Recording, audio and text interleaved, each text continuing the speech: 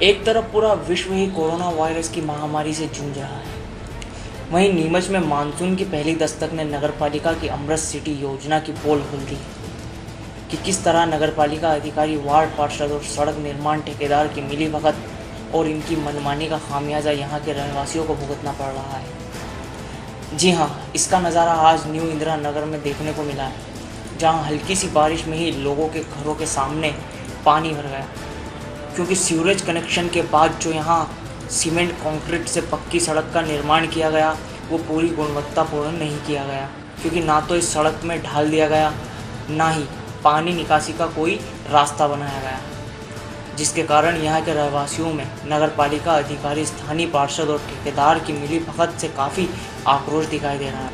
आप खुद ही सुनिए न्यू इंदिरा नगर के रहवासियों का क्या कहना है। ऊंचा हो गया ना उधर पर, वो उधर घाटे ऊंचा, उधर ये हो गया गड्ढा। तो अब पहली बारिश में पानी भर गया तो 3 महीने तक बारिश रहेगी, तो उसमें क्या परिस्थिति बनेगी होगा। तो इस पानी का कहीं ना कहीं तो निकाल होना चाहिए। परेशानी आ रही है कि जैसे अब घर पे निकलते हैं तो पानी में आके निकल रहे हैं, मोटरसाइकिल अंदर ले जाते हैं तो पहिया भी भराता है, कीचड़ भी जा रहा अंदर, ये ऐसे कीचड़ जा रहा है। कुछ भी नहीं कर सक रहे, ना बच्चे निकल सक रहे, ना हम आ जा सकते हैं इधर से।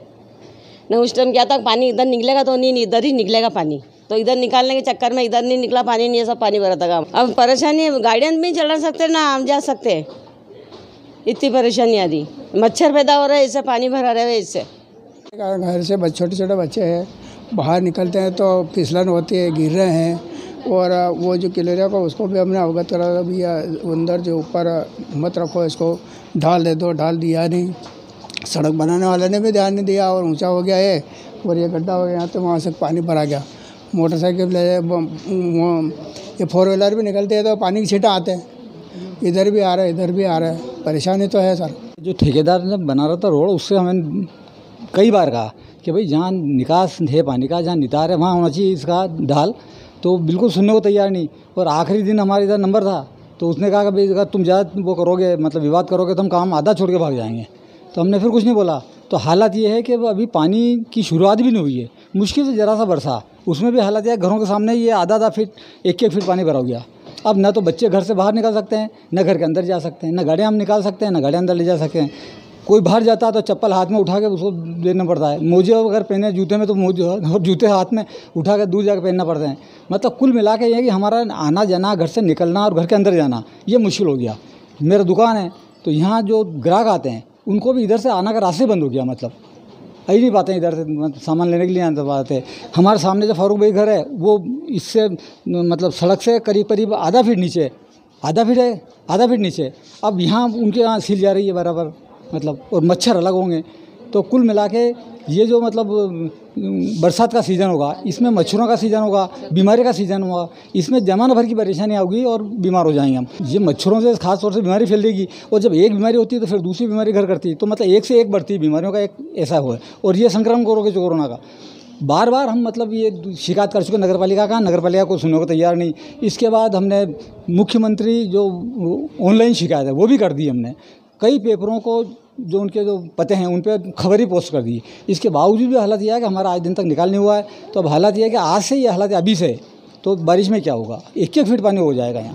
जो अमृत योजना के तहत नीमच शहर में सीवरेज लाइन और पाइपलाइन का काम शुरू किया गया था और उसके बाद शहर की जो सारी सड़कें थी लगभग सभी को खोद दिया गया था, उसको रिपेयरिंग का काम नहीं हुआ। और शासन की योजना के तहत पुनः उनको आरसीसी का बनाने का प्रयास जब प्रारंभ किया गया तो योजना के तहत अधिकारियों ने इस बात का भी ख्याल नहीं रखा कि जो अपन रोड बना रहे हैं उसके आसपास नालियों का निकास है नहीं, पानी का निकास कहाँ रहेगा, रास्ते का ढाल किस तरफ जाएगा। और ये जो यहाँ जो आज वर्तमान में देख रहे हैं अपन, जो पानी भरा हुआ है ये आगे से भी ऊंचा है और पीछे से भी ऊंचा है और बीच में ये गड्ढा बना दिया गया है। तो उस गड्ढे की वजह से जो देख लें यहाँ के मुश्किल से 15-20 मिनट पानी आया और उस 15-20 मिनट के पानी की वजह से आप हालत देखें कि यहाँ पानी भरा हुआ 4-4, 8-8 इंची।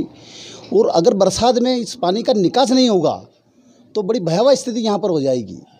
तो इसके वजह से बहुत ज़्यादा परेशानियाँ आ रही है, बीमारियाँ बढ़ने की संभावनाएं हैं, मच्छर यहाँ पनप रहे हैं और यहाँ जो आसपास के लोग हैं उनको आने जाने में बहुत ज़्यादा परेशानी हो रही है।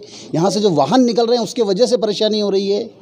तो कहीं ना कहीं और जितने भी अधिकारी हैं उनको सबको अवगत करा दिया गया है, शिकायतें कर दी गई, लेकिन कोई सुनने को तैयार नहीं है।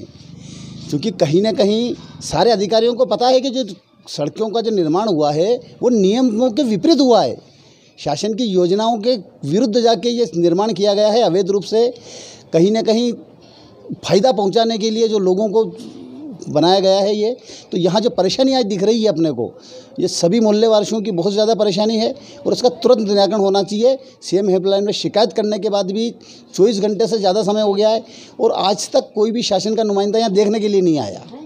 यकीनन ये बीमारियों की तो जड़ है ना, यहीं से तो बीमारियाँ शुरू होगी। जब गंदा पानी को अगर निकास नहीं होगा तो बहुत बड़ी परेशानी होगी। और यहाँ देख ले, कहीं से कहीं तक इनका निकास नहीं है, दोनों तरफ नालियों की कोई व्यवस्था नहीं है और इस गंदे पानी को, बरसाती पानी के निकास की जहाँ तक व्यवस्था नहीं होगी तो ये तो एक जगह परेशानी निकल कर आई। ये हो सकता है पूरे नीमच शहर में ये हालत कर रखी हो उनने।